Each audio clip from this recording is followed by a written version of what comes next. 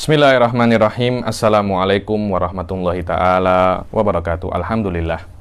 Alhamdulillahirabbil alamin wassalatu wassalam ala sayyidil mursalin wa ala alihi wa sahbihi wa man tabi'ahum bi ihsanin ila yaumiddin.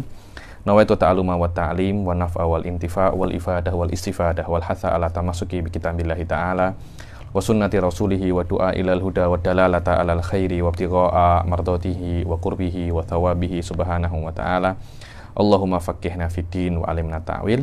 Rabbi shrah li sadri wa yassir li amri wahlul 'uqdatam min lisani yafqahu qawli waj'alni waziran min ahli. Bismillahirrahmanirrahim. Bismillahirrahmanirrahim. Bismillahirrahmanirrahim. Alhamdulillah. Alhamdulillah, kita berjumpa lagi di dalam Majelis Ta'lim An-Nur ini, di dalam kitab yang baru, yang mana pada pertemuan yang lalu kita sudah menghatamkan kitab Qawaid Asasiyah fi Mustalahil Hadis karangan Syed Muhammad bin Ali Al-Maliki. Sekarang kita membaca ilmu yang baru, kawan daripada hadis dan salah satu masdar min masdari tasyri' al-islami wa huwal Quran. Di dalam kesempatan ini kita akan memulai kitab yang bernama Al-Qawaid Asasiyah juga, tapi di dalam ulumil Quran, bukan di dalam ulumil hadis. Kenapa saya memilih kitab ini? Ada beberapa sebab. Di antaranya adalah nama daripada pengarangnya yang sudah menggema di seluruh Nusantara ini, dan salah satu ulamaul ummah al-islamiyah wa huwa Sayyid Muhammad bin Alawi Al-Maliki Al-Hasani, yang mana daur beliau, peran beliau di dalam tarbiyah wa ta'lim wa tazkifil ummah ini tidak perlu diragukan lagi. Murid-muridnya ada di di seantero Nusantara, bahkan di seantero dunia Islam ini ada semua. Semoga Allah Subhanahu wa taala memberi kita manfaat di dalam kitab ini seperti manfaat dan berkah yang ada pada beliau. Amin amin ya rabbal alamin. Dan kenapa saya memilih ulumul Quran? Karena kita sebagai pelajar ilmu agama, kita kena mempelajari segala ilmu yang berkaitan tentang agama. Minimum kita itu mengetahui basicnya di dalam segala ilmu. Yakni ilmu agama itu mempunyai banyak sekali cabang. Ada ilmu hadis, ada ilmu Quran, ada ilmu tafsir, ada ilmu akidah. Minimum kita itu di dalam segala ilmu itu kita mempunyai basic dalam segala ilmu, walaupun di level pertama daripada segala ilmu. Kemudian setelah kita mengetahui level pertama, nanti kita akan mempunyai passion. Kita ini nak kemana? Itulah yang namanya takhassus. Yani ketika Anda itu mengatakan, oh takhassus saya ini fikih, maknanya Anda mempunyai kemampuan di segala bidang, minimum level pertama. Minimum level pertama. Setelah itu, Anda takhassus di dalam fikih, maknanya di dalam fikih Anda sampai darajatul muntahi, yang mana Imam Ghazali membagi darajat ilmu itu menjadi 3. Yang pertama adalah iktisorun, waktisodun, wastiksoun. Ada tiga derajat. Yang pertama adalah derajatul iktisor, kemudian derajat iktisod pertengahan, kemudian derajat istiqso, yang mana lebih dikenal dengan nama muntahi. Dengan nama apa? Darajatul muntahi. Di segala ilmu agama, selama kita ini penuntut ilmu agama, maka kita kena mempunyai basic minimum derajat iktisor di dalam segala ilmu. Di dalam segala ilmu. Kemudian di ilmu-ilmu yang lain kita kena mengetahui sampai derajatul istiqso, maknanya kena dalam derajat muntahi dalam fan yang kita sukai. Karena di antara syarat untuk menjadi muntahi, kita itu harus senang terhadap ilmu yang kita takhasusi. Kita ini ada passion di situ. Kalau Anda dari awal sudah tak suka ilmu hadis, wallah Habib, saya ini dengan ilmu hadis ini pening Habib. Kenapa? Terlalu banyak menghafal nama Habib, Asmaul Rijal. Ada orang suka macam itu, ada orang pening macam itu. Ada orang, wallah Habib, saya ini ilmu kalam ini tak suka Habib. Kenapa? Terlalu banyak fikir Habib, barohin akliyah. Tak semua mampu dengan barohin akliyah. Mampu pun mungkin hanya derajat-derajat yang minim. Saya punya ada satu orang itu cakap dengan saya, Habib, saya falsafat suka Habib. Tapi kalau fikih saya cuma nak fardul anje. Nak ambil fardul ain. Ya, ini terpulang kepada Anda. Anda passion Anda di mana, disitulah Anda menjadi muntahi di situ. Tapi bukan maknanya Anda itu takhassus di dalam bidang hadis, takhassus di dalam bidang fikih, maknanya Anda jahilun fi ghairihi. oh saya ini faqih, ana mutakhassis indi doktorah fil fiqih, tapi ana jahilun fit tafsir. Lah rata-rata sekarang itu seperti itu. Jadi ada semacam gap antara ilmu dan ilmu yang lain, dan ini adalah sebuah tasawur yang menurut saya wallahu alam salah. Kenapa? Karena yang namanya ilmu Islam itu berkaitan satu sama lain. Yakni Anda tidak bisa menjadi seorang ulama hanya di dalam fikih saja. Anda harus mempunyai basic dalam segala hal, kemudian Anda takhasus di dalam bidang yang Anda inginkan, dan itulah adalah fikrah. Kenapa kitab Imam Ghazali mengarang kitab Ihya Ulumuddin, menghidupkan kembali ilmu agama. Kitab Ihya Ulumuddin bukan hanya kitab tasawuf, bukan, kan, tapi di awalnya ada kitab akidah, kemudian kitab fikih, baru kitab tasawuf. Yang mana Imam Ghazali dalam kitab itu mempunyai fikrah bahwasanya mempelajari ilmu itu tidak boleh satu-satu, akan tetapi ilmu agama itu kena apa namanya? Kena di dalam satu package yang ada. Kemudian kalau Anda nak takhasus, silahkan, tapi package minimal di dalam segala ilmu itu kena Anda ketahui. Inilah yang saya ingin buat di dalam Majelis Ta'lim An-Nur ini. Minimum kita di dalam segala ilmu itu mempunyai basic. Dan memang Majelis Ta'lim ini di bawah UIA, dan rata-rata yang mendengarkan adalah para student. Karena itu saya menginginkan, yakni yang mendengarkan ini dalam Majelis Ta'lim ini mempunyai basic minimum. Walaupun Anda di dalam jurusan usuluddin, tapi minimum Anda mempunyai basic di dalam Quran. Walaupun Anda basic di dalam syariah, Anda mempunyai basic di dalam ulumul Quran. Dan ini sesuatu yang penting, ya. Mungkin dengan basic dalam ulumul Quran, Anda akan memahami masail di dalam akidah. Karena di dalam ulumul Quran ada yang namanya muhkam wal mutasyabih, dan ada mabhas yang penting di dalam ulumul akidah, dalam ilmu kalam. Muhkam wal mutasyabih maknanya ada beberapa bab di sini akan dipelajari. Begitu pula di dalam thalabatul fikih. Di sini ada hal yang kena Anda ketahui, di antaranya ayatul ahkam. Saya tak tahu ya, di UIA seharusnya ada subjek ayatul ahkam. Bahkan di setiap kampus subjek ayatul ahkam itu ada. Dulu saya di Ahqaf juga mempelajari ayatul ahkam karangan Syekh Ali As-Sais, karangan salah seorang ulama ul Azhar, ya. Sebelum belajar itu kami juga mempelajari tentang ulumil Quran. Ulumil Quran, karena itu adalah basic di dalam Anda itu nak mempelajari tafsir, dan tafsir adalah basic di dalam segala ilmu, ya. Karena ilmu fikih pun juga ambil daripada Al-Quran. Beberapa masail dalam ilmu akidah juga ambil di dalam ilmu Al-Quran. Karena itu, qawaid asasiyah ini menurut saya, kalau orang ingin sampai derajat iktisor saja di dalam ilmu ulumul Quran, cukup hanya membaca qawaid asasiyah fi ulumil Quran. Kalau orang nak tawassuk, orang nak menjadi pro, dan orang nak advance, ya kena baca kitab-kitab setelahnya. Di antara kitab-kitab setelah kitab ini karangan Said Muhammad bin Alawi juga, namanya Zubdatul Itqan. Kemudian kalau nak lebih lagi, membaca kitabnya asalnya, itu Kitabul Itqan. Semuanya itu fi ulumil Quran semuanya. Inilah sikit kenapa saya memilih ulumul Quran, dan kenapa saya memilih kitab Qawaid Asasiyah fi Ulumil Quran. Begitu pula kitab ini mudah, yakni bahasanya mudah, yakni Syed Muhammad ini muasir dengan kita, yakni bagaimana beliau ini bisa meringkas ilmu-ilmu yang lafaz-lafaz yang susah, beliau hidangkan kepada kita dengan lafaz yang mudah dan bisa kita terima, yang bisa dipahami oleh thalib-thalib mubtadi seperti kita. Dan ini adalah nikmat daripada Allah yang kena kita syukuri, ya, yang kena kita syukuri. Karena itu, untuk mensyukuri nikmat itu, kita membaca kitab Al-Qawaid Asasiyah fi Ulumil Quran. Semoga Allah Subhanahu wa taala menjadikan kita orang yang mampu membacanya sampai hatam dan diberi istiqomah untuk mempraktikalnya. Dan kalau memang Allah memberi kita kesempatan ingin tawassuk di dalam segala ilmu, jangan kalau bisa juga jangan cuma asas. Tapi kalau memang tidak bisa, ya minimum hanya asas. Kalau Allah beri kesempatan, kita meminta kesempatan oleh Allah, nikmat tafrigh lil ilm kepada Allah Subhanahu wa taala untuk bisa membaca kitab-kitab setelahnya. Amin amin ya rabbal alamin. Sebelum kita membaca kitab ini, mari sama-sama kita mengirim Al-Fatihah kepada Said Muhammad bin Alwi Al-Maliki, sahibul kitab wa ila hadratin Nabi Muhammad sallallahu alaihi wasallam. Al-Fatihah. A'udzubillahi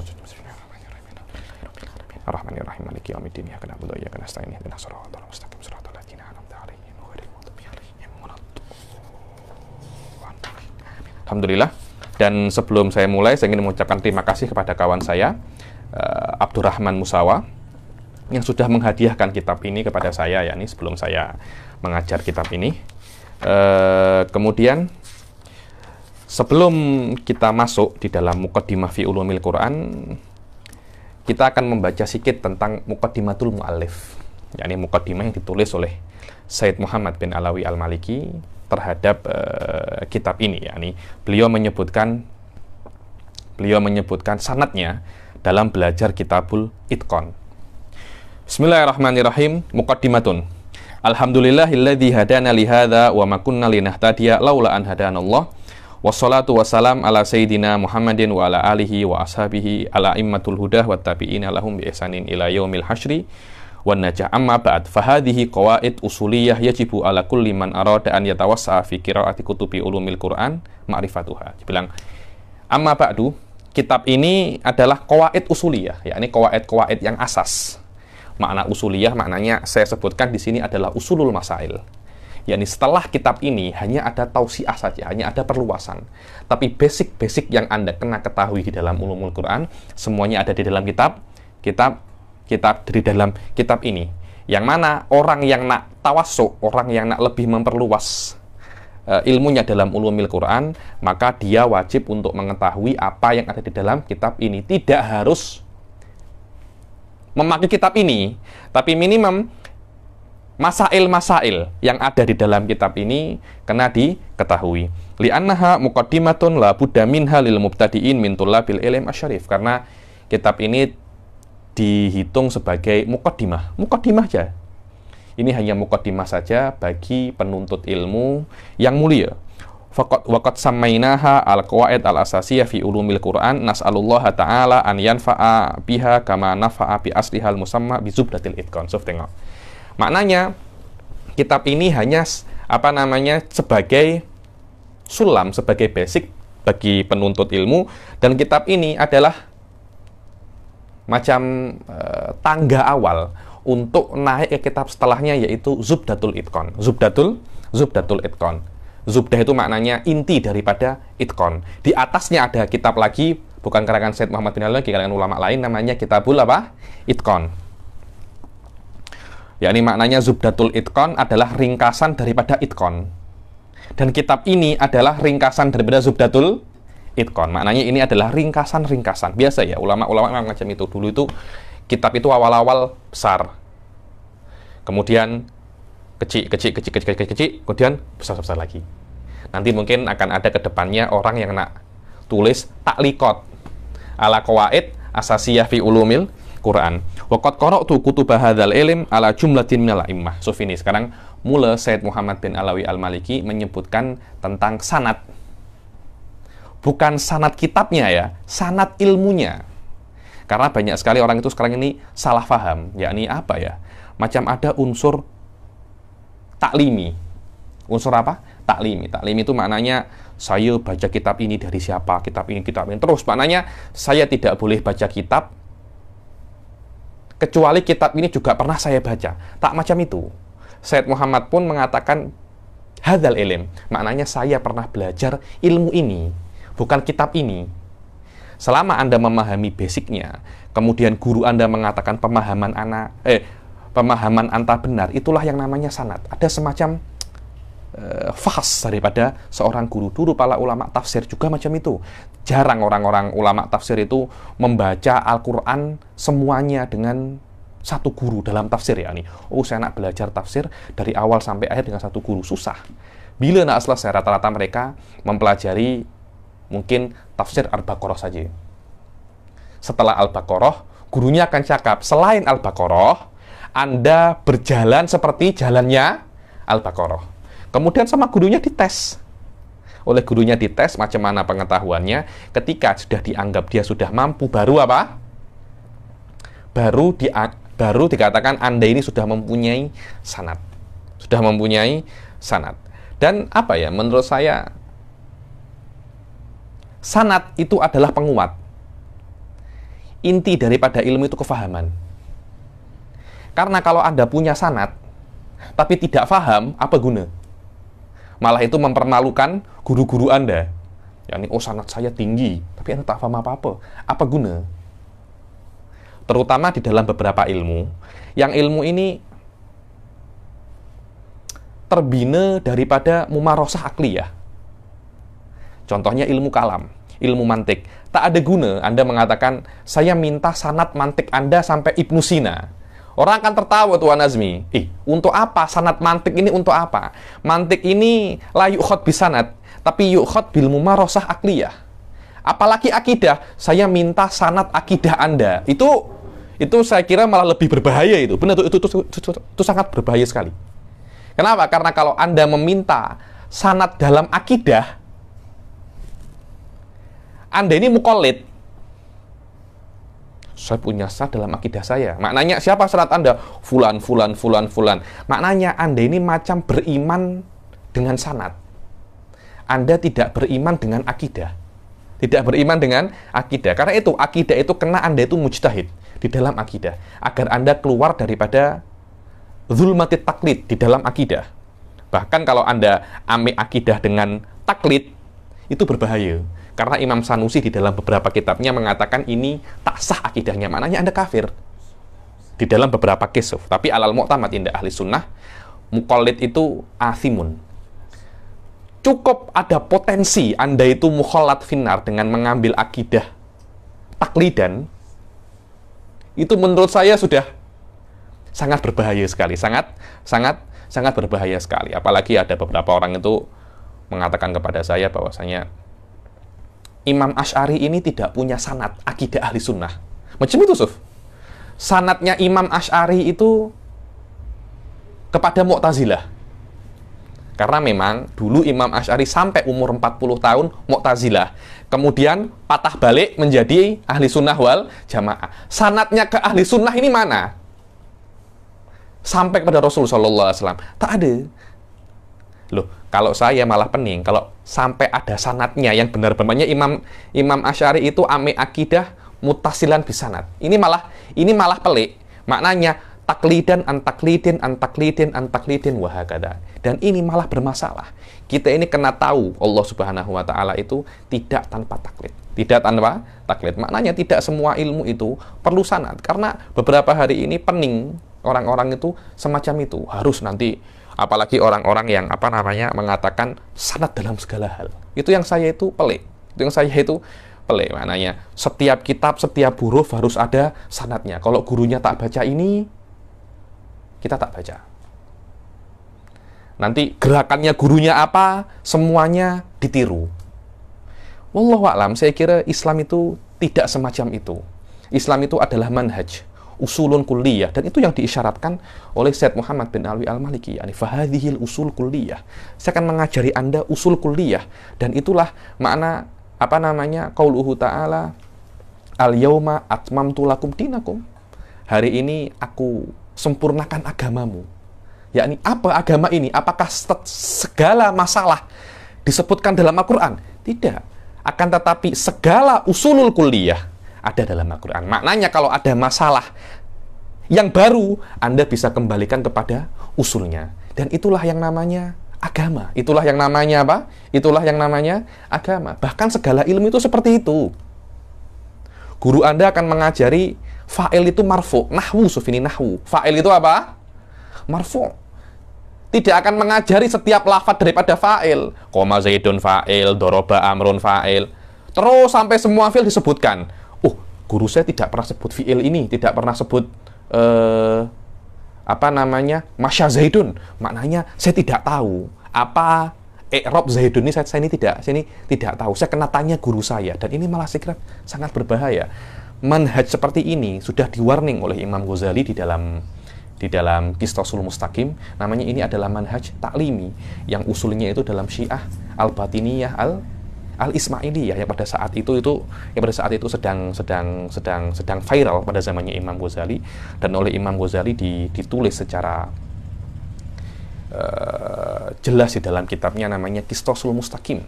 Qistosul apa? Qistosul mustaqim. Karena Imam Ghazali mengatakan, yakni guru kita ini sebenarnya adalah Rasul Shallallahu Alaihi Wasallam. Masyayikh kita ini mengajarkan kita adalah sebagai qawaid kulliyah. Saya ajarkan Anda qawaid kulliyah, basic-basic agama. Kemudian akan saya tes bagaimana kefahaman Anda tentang basic-basic ini. Dan basic ini tidak bisa diambil mudah. Bukan setahun 2 tahun. Anda akan ambil basic agama ini sikit-sikit lama, 3 tahun, 4 tahun. Ya ini jangan Anda kira Anda doktorah itu sudah mujtahid mutlak. Banyak orang itu saya tengok macam itu. Oh, ini orang ini profesor tapi masih punya madhab. Tak macam itu. Kadangkala Anda ini 10 tahun, 6 tahun Anda hanya ambil basic-basic ilmu kalam, Anda hanya ambil basic-basic fikih. Orang sudah belajar minhaj bukan maknanya Anda itu mengetahui semua madhab Syafi'i. Tidak, tapi Minhajut Talibin itu adalah khulasah daripada madhab Syafi'i. Maknanya semua qawaid kulliyah di dalam madhab Syafi'i ada di dalam Minhajut Talibin. Setelah itu, Anda boleh praktikal fikih secara tatbik. Inilah yang namanya Inilah yang namanya qawaid kulliyah. Kemudian masyayikh akan exam Anda. Mungkin examnya tertulis, mungkin examnya tahriri. Ketika Anda pas exam itu, disitulah Anda akan mempunyai sanad. Tengok bagaimana Syed Muhammad bin Alwi Al-Maliki mengatakan, laqad qara'tu kutubah hadzal ilm. Aku membaca kitab-kitab ilmu ini. Tolak ukurnya itu bukan hanya kitabnya, kan, tetapi ilmunya. Kalau Anda sudah mempunyai, saya sudah mempelajari 2 kitab di dalam ulumul Quran. Kitab yang selainnya tidak akan jauh beda. Tidak akan jauh beda. Yang membezakan hanya detail dan tak detail saja. Dan itu adalah akidah Ahlussunnah wal Jamaah. Tidak ada perbedaan antara akidah awam dan akidah khawas. Yang membezakan hanyalah detail dan tidak detail saja. Sama. Kalau Anda baca qawaid asasiyah, Zubdatul Itqan, hatta kitab-kitab di atasnya. Yang membezakan antara kitab ini dan kitab setelahnya, itu hanya tafsil wal ijmal saja.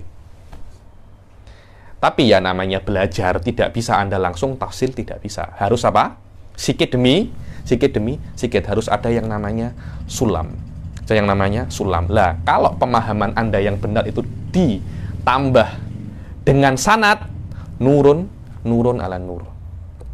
Kadangkala ada orang ini memang dari awalnya dia itu jenius, mungkin hanya belajar sedikit, kemudian dia boleh belajar otodidak dan pemahamannya benar. Di exam dengan seorang guru, Masya Allah pemahaman Anda oke. Saya boleh beri syarat saya. Maknanya guru ini jamin bahwasanya pemahaman yang ada dalam fulan bin fulan ini semuanya ala thariqatin shahihah, dan itulah yang namanya sanad. Kadangkala orang ini, contohnya ya, Anda hatam kitab ini dengan saya dan saya tak beri Anda sanad, itu tidak ada masalah. Kenapa? Karena dari awal, atau saya tidak beri Anda ijazah, itu tidak ada masalah. Anda langsung bisa untuk menisbatkan kitab ini kepada saya. Kenapa? Karena ketika saya membacakan kitab ini kepada Anda, atau Anda membaca kitab ini kepada saya, hadza a'la darajatil isnad, as-sama' awil isma'. Bahkan ijazah, dibilang ajaztuka, qabilnal ijazah, itu adalah derajat yang paling rendah di dalam tahammul. Dibilang turukut tahammul itu yang paling rendah. Yang paling tinggi ini ya Anda membaca atau saya membaca, itu adalah turuk tahammul yang paling kuat. Sama atau isma. Dulu saya ketika saya belajar nahwu dengan guru saya namanya Syekh Ali Subromilsi yang ada di Hadramut dahulu, saya minta sanad. Beliau tertawa. Tak payah sanad. Saya mengajarkan Anda ilmu nahwu. Anda sudah secara otomatis mendapat sanad saya, walaupun saya tak cakap. Kenapa? Kalau saya tidak menginginkan Anda mendapatkan sanad saya, kenapa saya baca kepada Anda? Saya membacakan ilmu ini kepada Anda. Ketika saya membacakan, saya mentransfer ilmu ini secara otomatis. Anda mendapatkan sanad saya. Cuma kalau Anda nak itsbat, itu beza lagi. Ada orang cakap kepada Anda, sanad saya ini dari Habib Ali. Ada orang tak percaya. Buktinya apa? Ayo, nanti Anda minta sanad ke saya tulis. Nah, tulisan sanad ini hanya untuk membuktikan kepada orang lain. Tapi untuk Anda sendiri tanpa tulisan ini, sanad sudah ada. Inilah apa namanya? Inilah hakikat daripada sanad. Dia adalah sebagai penunjang. Dia adalah sebagai apa? Penunjang. Dia ini bukan asas. Hakikat daripada ilmu itu adalah kefahaman. Banyak orang itu, saya nak pergi ke tempat fulan, nak ambil sanad. Untuk apa ta? Ambil sanad. Jangan ambil sanad, ambil ilmu. Rasul mengatakan apa? Utlubul ilma. Tuntutlah ilmu, bukan tuntutlah sanad. Tapi kalau Anda mempunyai sanad yang tinggi dan kefahaman yang benar, itu namanya nurun ala nur. Itulah apa yang diinginkan oleh syariat. Waqad qara'tu kutub hadzal ilm ala jumlatin minal a'immah minhum Sayyidil Walid Alawi bin Abbas Al-Maliki Al-Hasani rahimahullahu taala. Dan di antara gurunya beliau ma'ruf yakni Sayyid Alawi, ulama min kibaril ulama yakni. Apa? Ayahnya sendiri, betul. Wa urwihi anhum bi asanidihil mufassalah fi kutubil asanid. yakni dan aku merawikan, yakni menyebutkan anhum mufassalah siapa saja min kutubil, yakni ayahnya siapa. Ini namanya sabat, yakni siapa saja masyayikhnya.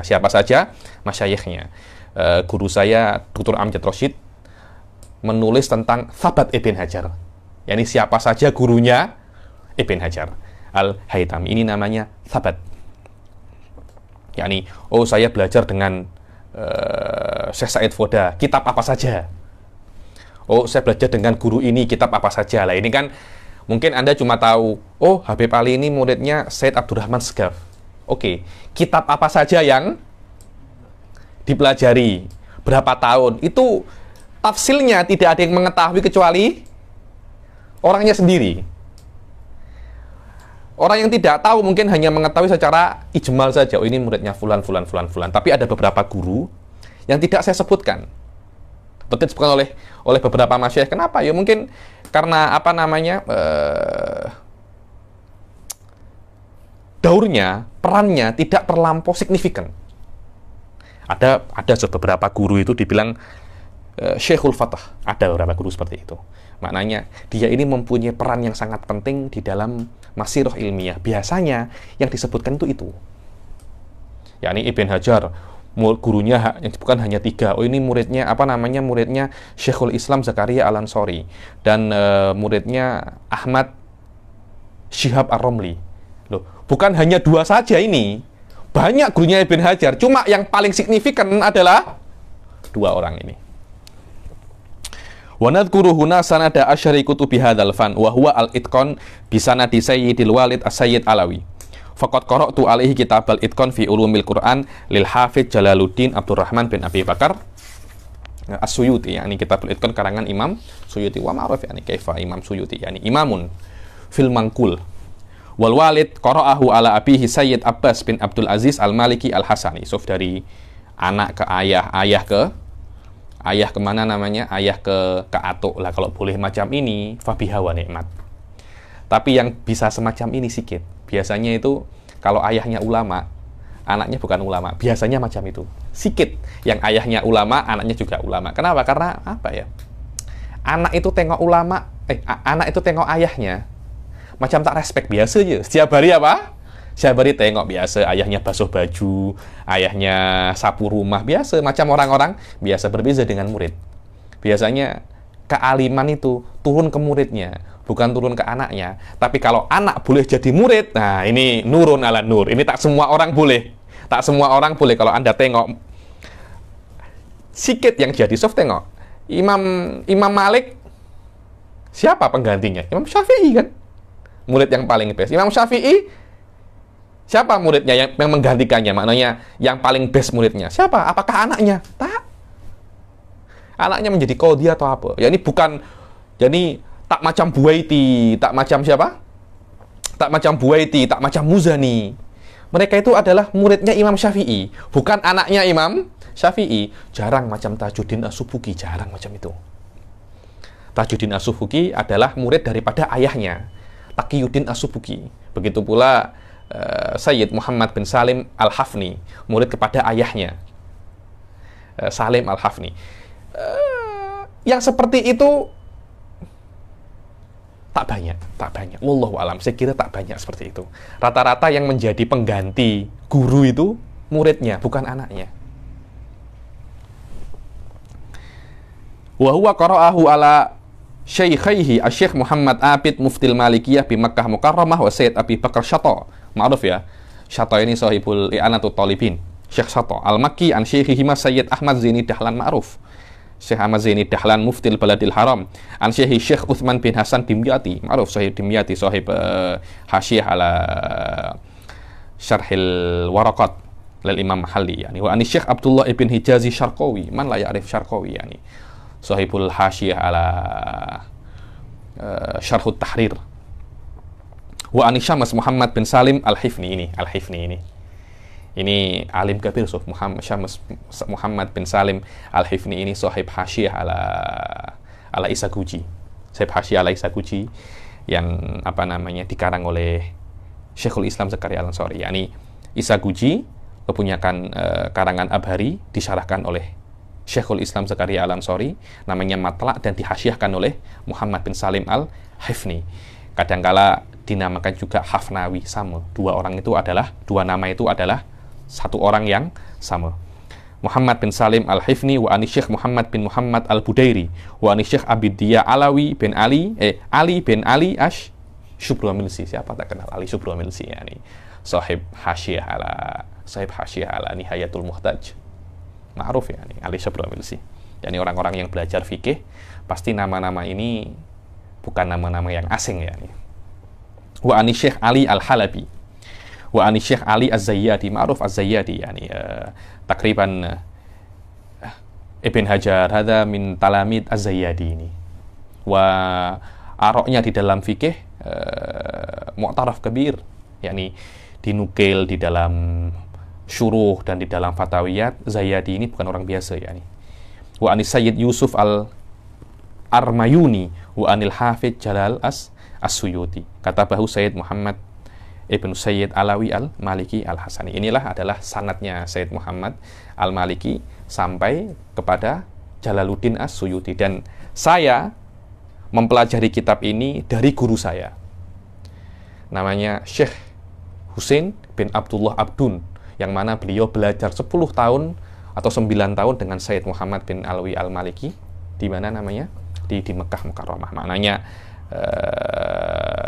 tinggal tambah satu saja di sini ya. Nih kalau saya tinggal tambah satu, an Sayyidi wa Syekhi Husain bin Abdullah Abdun anis Sayyid Muhammad bin Alawi Al-Maliki. Dan begitu pula kalau Anda nak tulis sanad, tinggal ditambah nama saya dan nama Syekh Husain bin Abdullah Abdun. Dulu saya belajar di Malang 6 tahun dan saya belajar dengan Ustadz Husain bin Abdullah Abdun kitab ini dan kitab Qawaid Asasiyah fi Mustalahil Hadis. Muqaddimatun fi ulumil Quran. Biasanya memang di dalam awal-awal kita akan mempelajari tentang beberapa ta'arif awaliyah, yakni definisi-definisi awal untuk masuk ke dalam ilmu ini dengan lebih dalam. Dan biasanya di awal-awal juga disebutkan Mabadi'ul Asyrah. Mabadi'ul Asyrah ini adalah 10 mabadik yang kalau Anda nak memulai fan daripada al-funun, fan itu banyak ya, bukan kitab, tapi fan. Ini kan fan baru. Sebelumnya fan mustalahil hadis. Sekarang fan apa? Ulumil Quran. Nanti ada fan fikih. Nah, dalam fan itu kitab-kitabnya banyak. Lah, muqaddimatul ilm ini 10 ini. Innal mabadi' kulli fannin asyarah al-haddu wal mawdu'u thumma syamarah. Thumma samarah ila akhirih. Adapun muqaddimatul kitab bisa lagi. Muqaddimatul kitab itu adalah muqaddimah yang ditulis oleh mu'alif untuk memahami kitabnya. Karena setiap kitab punya style sendiri. Walaupun di dalam satu fan. Macam kitabnya Imam Nawawi di dalam Minhaj. Dalam Minhajut Talibin, Imam Nawawi punya style sendiri. Kalau saya katabtu asoh fahuwa kada. In katabtu adhar fahuwa kada. Ini istilah khusus di dalam Minhaj. Ada lagi istilah khusus dalam Tuhfah Ibn Hajar. Yang saya mengajar sekarang kitab setiap hari Kamis. apa itu namanya? Matlabul Iqad, mempelajari tentang mustalahat di dalam mustalahatul kitab dan mustalahat ulum di dalam khususnya di dalam ilmu-ilmu fikih ya ini. Begitu pula kitab ini juga mempunyai apa namanya? Mustalah sendiri. Mustalah sendiri. Tidak ada muqaddimatul kitab, tidak ada di sini. Yang ada hanya muqaddimatul fan. Maknanya kalau Anda anak belajar fan ulumil Quran, muqaddimah apa saja yang kena saya ketahui sebelum saya menyelam lebih dalam. Dan muqaddimah ini penting diketahui. Kenapa? Agar orang ini ketika memulai ilmu ulumul Quran ini, dia tahu ini ilmu apa. Paham ya? Ini ilmu apa? Jadi jangan sudah pertengahan, saya tak suka ilmu ini. Loh jangan. Jadi dari awal, Anda tahu ini tentang ilmu apa. Kalau Anda tahu, Anda itu akan semangat. Wah ini ilmu yang saya cari. Akhirnya dia apa? Semangat. Karena itu dalam awal-awal kitab biasanya disebutkan muqaddimatul ulum. Wah saya ya nih Sayyid Muhammad bin Al-Maliki akan menyebutkan muqaddimatul ulum. Muqaddimatun fi ulumil Quran allati hiya mustalahut tafsir. Sof tengok. Ulumul Quran sama dia itu dinamakan lain, mempunyai nama lain namanya mustalahut tafsir. Dua nama itu adalah untuk satu fan. Ini bukan tafsir ya, tapi mustalah. Jadi sebelum Anda mentafsirkan Quran, Anda kena paham mustalahnya dulu. Makki, Madani, banyak sekali ada beberapa mustalah yang ada di dalam tafsir itu. Makki, mudah Habib. Makki itu yang turun di Mekah, tak macam tuh. Makki itu yang turun sebelum hijrah. Madani yang turun setelah hijrah, bukan yang turun di Mekah atau yang turun di Madinah. Kenapa? Karena ini, loh, kok macam itu Habib? Memang Anda kena paham, ini adalah mustalah. Ini bukan lughah, ini adalah apa? Mustalah. Makna mustalah itu sebuah lafadz yang disepakati oleh ahli fan mempunyai makna tertentu, walaupun kadangkala tidak sesuai dengan lughah. Seperti di dalam ilmu fikih, barang siapa berwudu ketika dia itu musafir, berwudu dalam keadaan bepergian. Bepergian itu apa? Ya bepergian naik kereta, bepergian dari Gombak ke Johor. Itu namanya bepergian, bukan. Di dalam babu tayamum, bepergian itu bukan Anda bepergian seperti yang ada di dalam kitab-kitab fikih yang lain. Bukan maknanya Anda keluar daripada batas kota. Bukan itu. Makna bepergian itu Anda tayamum di tempat yang jarang ada air. Loh, kok macam itu Habib? Kok maknanya berbeda? Loh, memang ini adalah istilah. Ini bukan lughah. Ini adalah apa? Istilah. Makna istilah itu adalah kesepakatan ahlul fan. Ahlul fan sepakat makna fis safar maknanya ini. Dan ini adalah istilah yang kena Anda ketahui di dalam ulumul Quran. Ketika ada maknanya, ketika ada ulama-ulama tafsir menyebutkan bahwasanya surat ini makkiyah. Apa makkiyah? Turun sebelum hijrah. Ini adalah istilah-istilah yang kena Anda ketahui sebelum Anda membaca kitab tafsir atau bahkan mengarang kitab tafsir. Dan tidak akan bisa Anda itu kalau nak benar-benar faham ulumul tafsir, tidak akan bisa kita itu benar-benar memahami sebuah fan ilmu kecuali kita memahami mustalah yang ada di dalamnya. I'lam annahu la budda min ma'rifati mustalahit tafsir qabla qira'atit tafsir.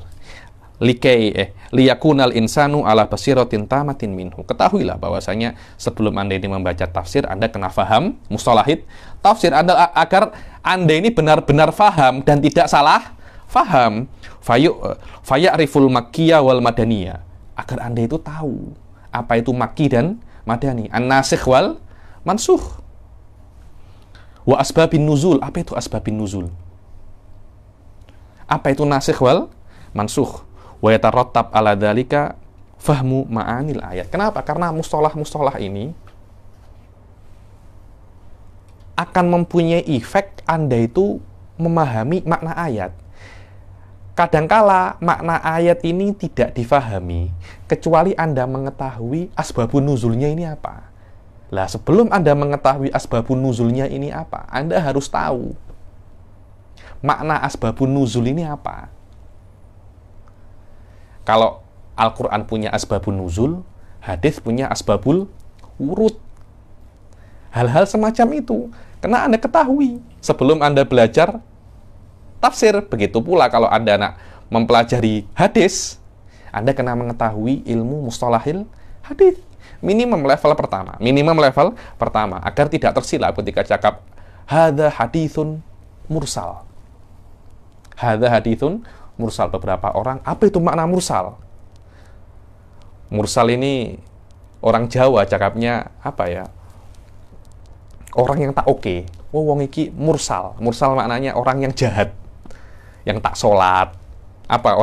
Orang jahat lah. Oh, mungkin ini hadisun mursal ini dulu perawinya ini jahat. Perawinya bukan, ini mursal ini bukan maknanya orang jahat, bukan. Ini adalah istilah khas di dalam ilmu hadis. Begitu pula Makki, Madani, asbabun nuzul, terus nasikh wal mansukh, semuanya itu adalah istilah-istilah yang ada di dalam ilmu ulumul Quran.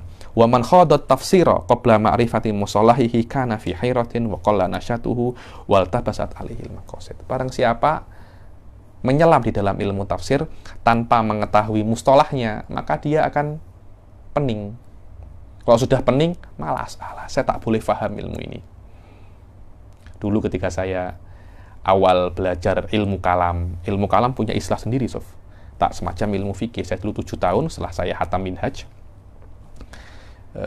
di Hadramut, saya mendapat ijazah dalam ilmu fikih. Saya berangkat ke Jordan untuk belajar ilmu untuk amik master dan belajar ilmu kalam dengan Sayyidi Syekh Al-Mutakallim Syekh Said Foda. Ketika awal belajar itu saya pening. Biasa, karena awal-awal kena tahu mustalahnya apa. Mustalah ilmu kalam tak macam mustalah ilmu fikih. Ketika kita mengatakan al-imam, imam di dalam fikih Juwaini, di dalam ilmu ma'kul Imam Razi. Imam siapa? Razi. Asy-Syekh. Siapa Syekh? Syekhnya itu adalah Syekh Abi Ishaq Asy-Syirazi. Di dalam ilmu kalam Asy-Syekh maknanya Syekh Abil Hasan Al-Asy'ari. Di dalam ilmu mantik Asy-Syekhur Rais huwa Ibnu Sina. Hal-hal semacam itu iltabasat. Ketika di fikih sering mendengar Ibn Hajar wa Romli. Di dalam ilmu kalam pasti mendengar Sayyid wa Sa'ad. Hal-hal semacam ini akan pening, mempunyai istilah-istilah sendiri. Dan memang kena diketahui dulu sebelum masuk ke dalam sebuah ilmu. Apa itu daur?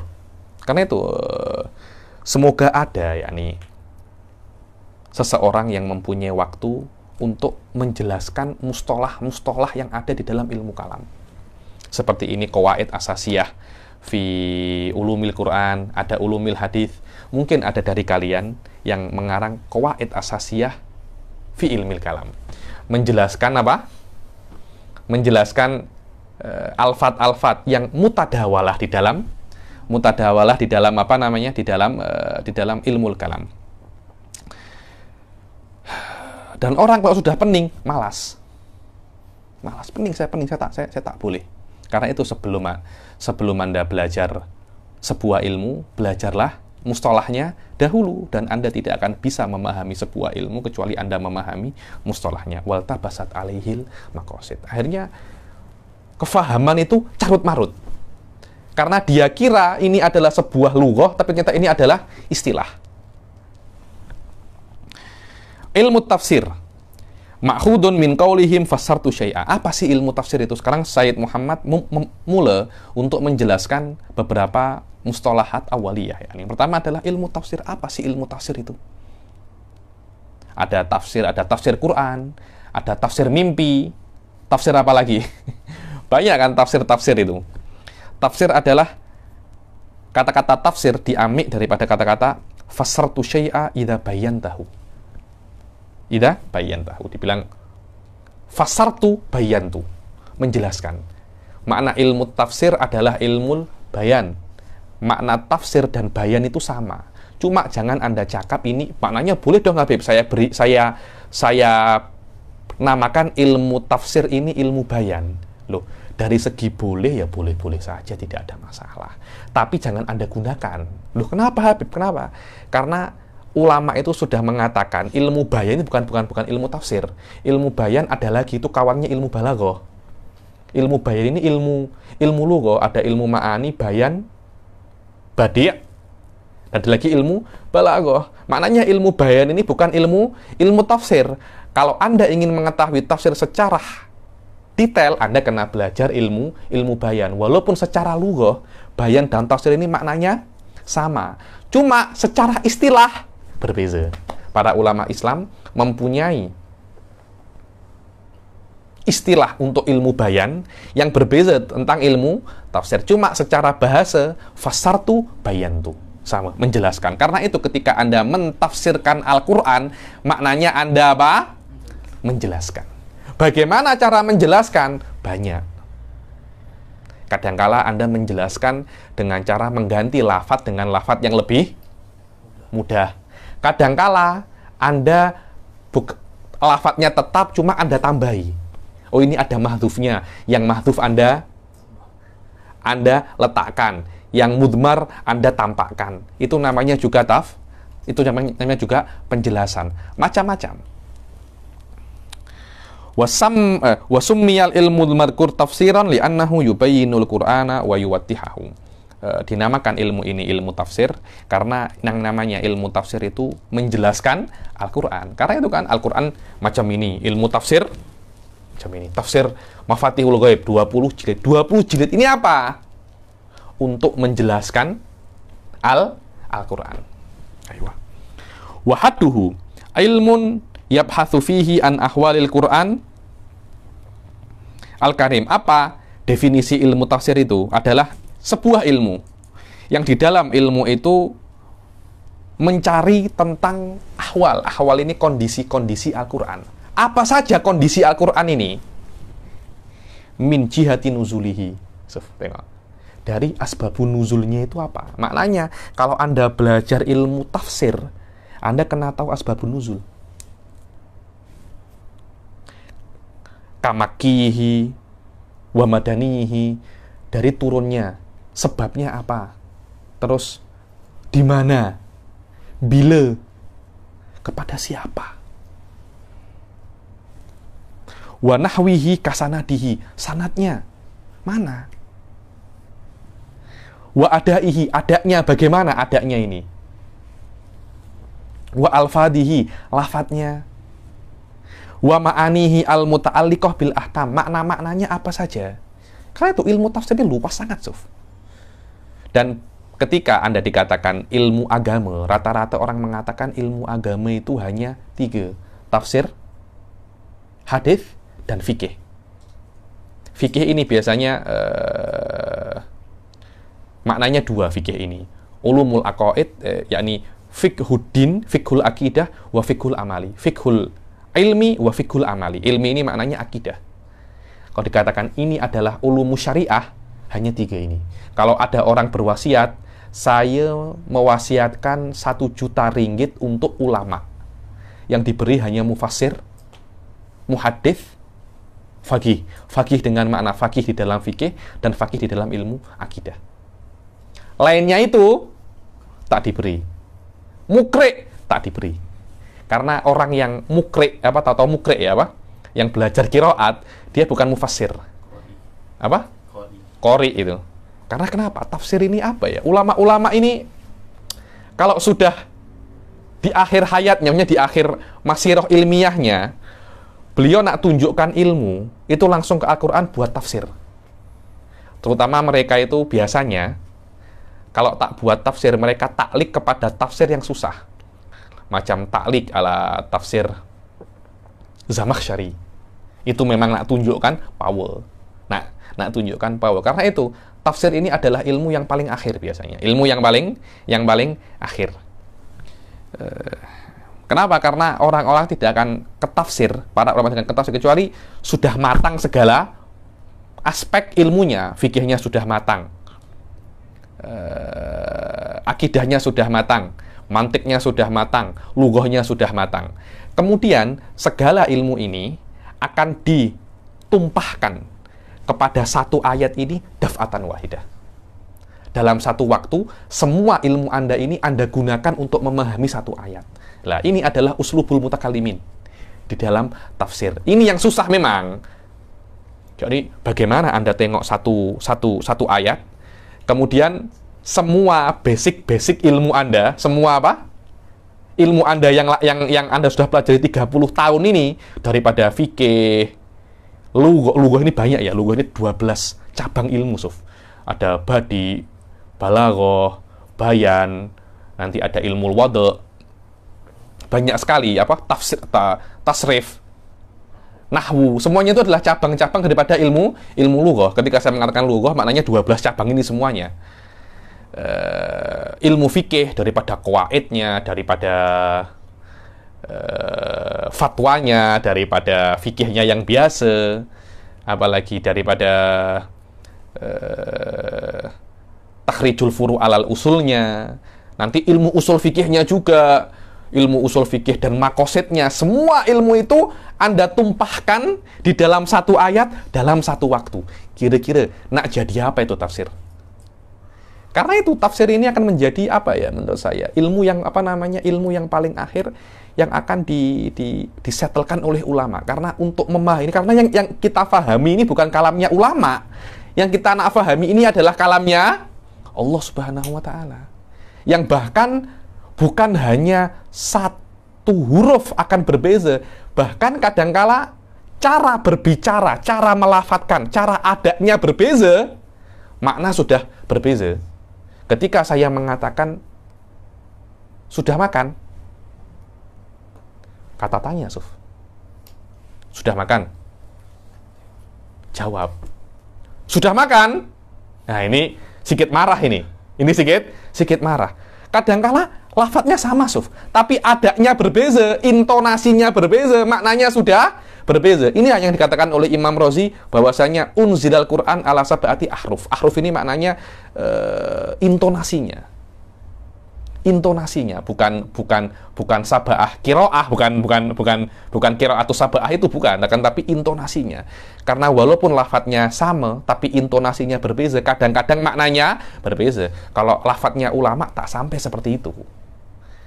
Tapi Al-Quran ini yang menurunkan adalah Allah Subhanahu wa taala. Karena itu untuk deal dengan kalamullah kena ada prepare yang sangat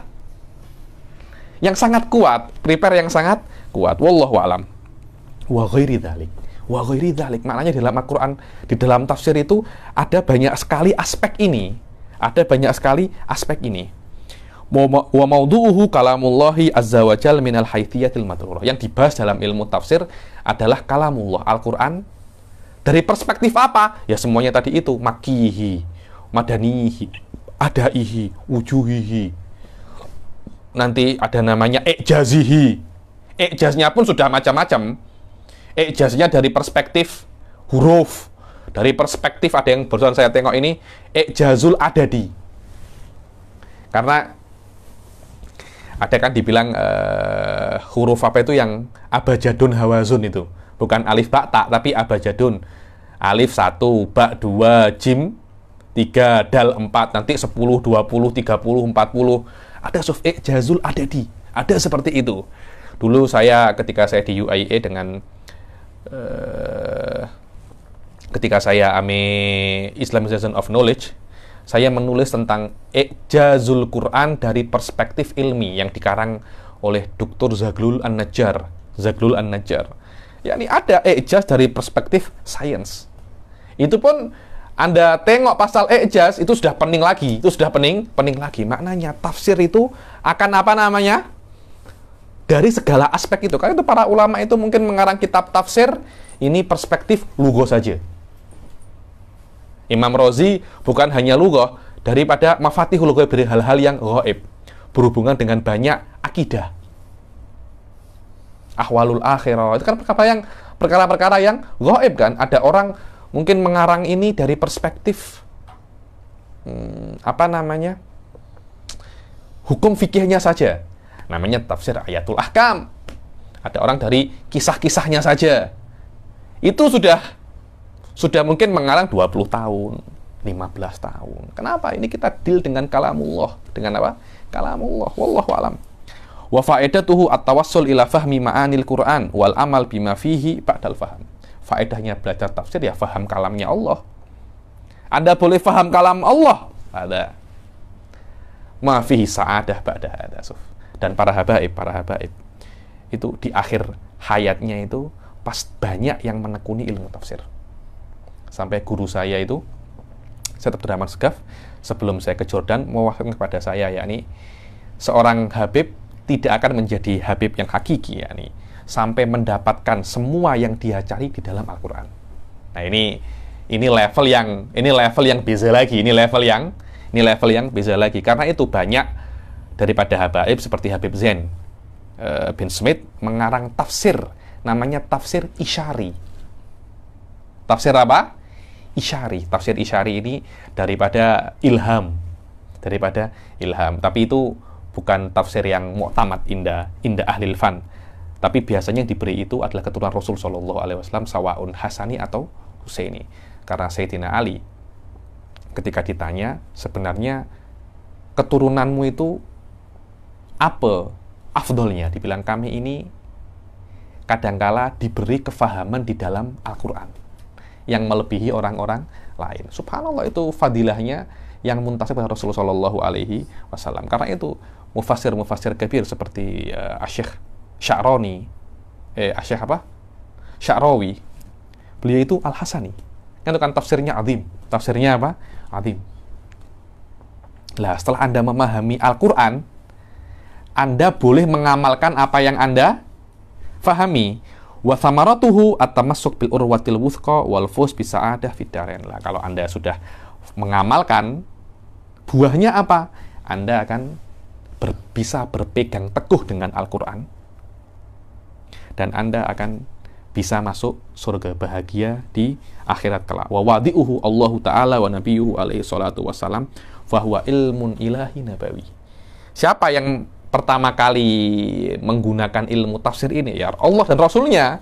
Maknanya ilmu tafsir ini ilmu nabawi, ilmu ilahi wa nabawi. Bahkan dulu yang namanya agama, ya tafsir ini.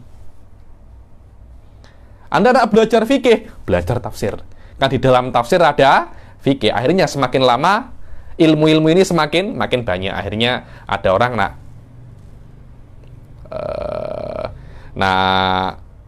pisah ilmu fikih dan ilmu tafsir biar tidak terlampau susah. Akhirnya lama-lama pisah ilmu lughah dan ilmu tafsir. Dulu orang nak tahu lughah, Al-Quran. Orang nak tahu fikih, Al-Quran. Orang nak tahu akidah, Al-Quran.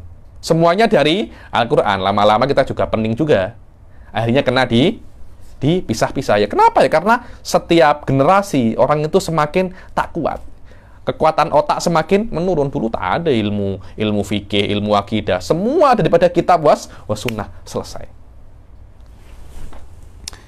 Wastimdaduhu minal Qur'ani nafsihi wa sunnah wa asali bil Arab. Terus ilmu tafsir ini diambil daripada mana? Ya dari Quran sendiri. Itu ada namanya Tafsirul Quran bil Quran.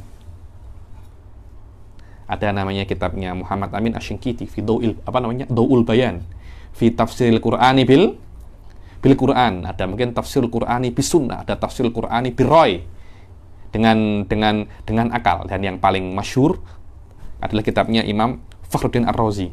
Apa namanya? Mafatihul Ghaib. Dalam kitab Tafsir bil Ma'thur yang paling masyhur adalah karangan Syekh Muhammad Amin Asy-Syinkiti, namanya apa? Daul Bayan fi Tafsiril Qur'ani bil Quran. Karena Al-Quran sendiri yufassiru ba'duha ba'do, yubayyin ba'duha ba'do. Dan yang bisa mengetahui hubungan antara ayat, munasabatul ayat, wahada mufassir kabir. Ada, yani kadangkala ayat di An-Nas berhubungan dengan di Al-Maidah. Nah, ini yang boleh tahu macam itu siapa? Kalau bukan orang-orang yang benar-benar sudah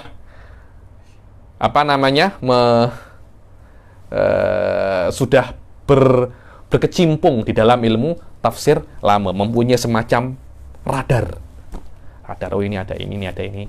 Itu orang-orang yang istimewa. Wa masailuhu ma yustafadu minhu min ahkamin wa aqaida wa amsal wa mawaid. Masail-masail dalam ilmu tafsir itu yang bisa diambil daripada ilmu tafsir, daripada hukum, akidah, wa amsal. Amsal ini peribahasa apa? Kullu hisbin bima ladehim farihun. Banyak sekali kan amsal-amsal di dalam Al-Quran. Wa mawaid, dan mauidhah hasanah. Fa amma man a'ta wattaqa wa saddaqa bil husna. Yani semua itu adalah nasihat-nasihat daripada Al-Qur'an. Wa nisbatuhu annahu minal ulum diniyah. Jelas, tafsir adalah ulum diniyah. Bal ra'isuha, fi'lan ra'isuha, karena semuanya dulu diambil daripada Al-Qur'an. Ketuanya likauniha ma'khudatan minal kitab wa mutawaqqifatun wa mutawaqqifatan fil i'tidad ba'da thubuti alaihi. Tengok. Karena ilmu tafsir ini daripada Al-Qur'an, dan setelah Al-Qur'an ini dibuktikan itu adalah kalamullah, datang ilmu tafsir dari sini. Banyak ulama mengatakan untuk ilmu tafsir kan mentafsirkan Al-Qur'an. Sebelum Al-Qur'an ini dibuktikan kalamullah, ilmu tafsir ini tak ada. Faham Tuan Azmi ya? Kan ilmu tafsir mentafsirkan kalamullah, yang mana kalamullah ini adalah Al-Qur'an. Lah, sebelum ada ilmu tafsir, Anda kena membuktikan bahwasanya Al-Qur'an ini kalamullah. Lah, untuk membuktikan Al-Qur'an ini kalamullah, Anda kena membuktikan Allah dahulu ada. Lah, setelah Anda membuktikan Allah itu ada, Anda kena membuktikan bahwasanya Allah itu punya kalam. Setelah Allah punya kalam, Anda kena membuktikan bahwasanya Allah itu menurunkan kalam. Melewati apa? Melewati Rasul. Ayo. Setelah Allah menurunkan kalam melewati Rasul, Anda kena buktikan bahwasanya kalamnya Allah boleh difahami. Nah, ketika kalamnya Allah boleh difahami, setelah itu datang perannya tafsir. Datang perannya apa? Tafsir. Tanpa adanya ini, tafsir tak ada guna. Saya nak mentafsirkan kalamullah. Allah ada kah? Akan macam itu, Suf. Oke, Allah ada, tapi siapa yang cakap Allah itu boleh cakap? Oke, Allah boleh cakap. Siapa yang cakap Allah itu menurunkan kitab? Oke, Allah menurunkan kitab. Siapa yang cakap itu boleh difahami. Ini bahasa Tuhan, Sof. Anda ini bukan Tuhan. Macam mana Anda boleh paham bahasa Tuhan? Hal-hal ini kena dibuktikan sebelum ada ilmu tafsir. Dan yang membuktikan perkara ini semuanya adalah ilmu akidah atau ilmu kalam. Karena itu ilmu kalam adalah usuluddin. Karena tanpa adanya ilmu kalam, tidak akan bisa dibuktikan Al-Quran itu adalah kalamullah. Dan kalau tidak bisa dibuktikan, tafsir tak ada, kehilangan momen ya. Dia kehilangan apa? Kehilangan momen. Wa fadluhu annahu min asyrafil ulum wa ajal liha li annal ulum innama tasluhu bi syarafi mawdu'atiha wa mawdu'uhu ajalu wa asyraf. Dibilang jelas adalah ilmu yang diantara ilmu yang paling afdol, karena ini kan berhubungan dengan Al-Quran kan. Selama maudhu'nya itu Al-Quran, maka ilmu ini juga mulia. Wa amma bayanul hajah ilaihi fali anna fahamal Quran al-mustamil alal ahkami syar'iyyah allati hiya madaru sa'adah al-abadiyah wa hiyal urwatul wuthqa amrun asirun la yuhtada ilaihi illa bitaufiqin minal latifil khabir. Dibilang, kenapa sih kita perlu belajar ilmu tafsir ini? Dibilang, karena memahami Al-Quran, yang mana memahami Al-Quran ini poros daripada kebahagiaan ukhrawiyah. Kan Rasul mengatakan, sebelum aku ini meninggalkan kepada kalian dua hal, kitabullah wa sunnati. Di dalam beberapa riwayat, kitabullah wa itrati. Dari semua riwayat ada kitabullah, maknanya Al-Quran. Kalau Anda nak pegang teguh dengan Al-Quran, Anda akan bahagia. Dan Al-Quran itu adalah urwatul wuthqa, tali yang kuat. Maknanya kalau Anda berpegang dengan Al-Quran, Anda tidak akan hanyut. Oke, apa maknanya berpegang dengan Al-Quran? Al-Quran Anda pegang macam ini kah? Tak. Anda kena faham Al-Quran. Anda tidak akan bisa berpegang teguh dengan Al-Quran kecuali Anda memahami Al-Quran. Itulah maknanya berpegang bukan berpegang dengan Al-Qur'annya, tapi berpegang dengan kefahaman Al-Qur'annya. Karena itu kata-kata Wahabi mengatakan nahnu ma'al kitabi wa sunnah. Yakni kita ma'at Taurah wal Injil yakni. Tak, semua ma'al kitab was sunnah. Bukan kitab wa sunnahnya, tapi kefahaman Anda. Aywa. Kefahaman beza. Kitab wa sunnahnya ini maksum. Kefahaman Anda tidak maksum. Tidak maksum, Anda boleh salah. Kadang-kala orang itu ana uridu kitaban, ana uridu kitab Itsnain. Bukan uridu kitaben, urid kitab Itsnain. Kemudian cakap ana ma'al kitabi wa sunnah. Ada kulluhu kalam fadhi ada. Ada kulluhu kalam fadhi. Ini bukan masalah kitab wa sunnah, tapi masalah kefahaman Anda tentang kitab was sunnah. Kalau Anda faham kitab was sunnah secara hakikoh, itulah urwatul wuthqa. Tali yang tali yang kuat daripada hal-hal yang bisa mensungsangkan. Kalau Malaysia apa? Sungsang ya, apa? Melencengkan pemahaman yang apa? Orang Malaysia kan pemahaman yang sungsang kan? Yang tak oke, yang melenceng, yang tak pemahaman yang tak benar. Amrun asirun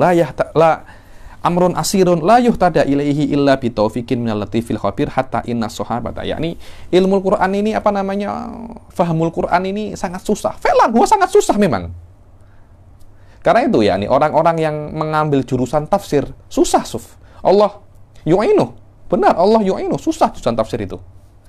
Bahkan beberapa sahabat itu ala uluwi ka'bim fil fasahati wastinarati bawatinihim bima asyaqa 'alaiha min mishkatin nubuwah. Sahabat yang tengok Nabi, yang tahu bahasa Al-Qur'an, masih banyak yang pening dengan beberapa makna apalagi kita yang jarak kita antara Nabi dan kita ini lebih dari 14 abad. Kita kan nak paham Al-Qur'an kena belajar alfiyah kalau belajar. Kadangkala jurumiyah pun tak hatam.